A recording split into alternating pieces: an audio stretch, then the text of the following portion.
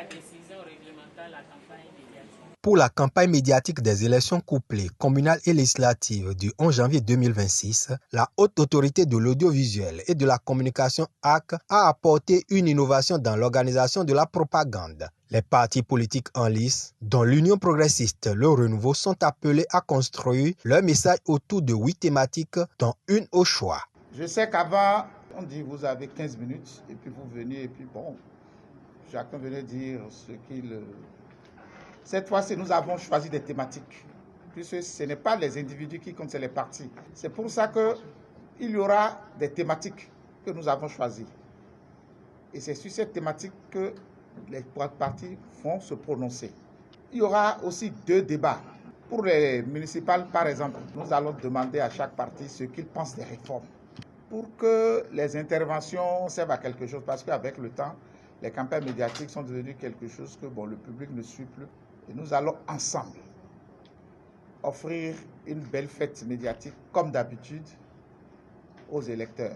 À 16 jours de l'ouverture de la campagne, l'institution de régulation a informé les principaux acteurs de ces 2 scrutins des dispositions prises à cet effet. L'Union progressiste Le Renouveau apprécie cette dynamique. C'est une belle initiative puisque ça permet un peu d'encadrer les partis politiques dans leur manière d'aborder certaines thématiques clés. Au nom de l'Union progressiste Le Renouveau, moi je voudrais féliciter toute l'équipe de la Haute Autorité de l'Audiovisuel et de la Communication pour cette initiative, pour cet encadrement permanent dont les partis politiques bénéficient. Dans l'ordre de passage des messages sur les médias, l'Union progressiste Le Renouveau occupe la 2e position pour ce qui est des communales et la 3e en ce qui concerne les législatives.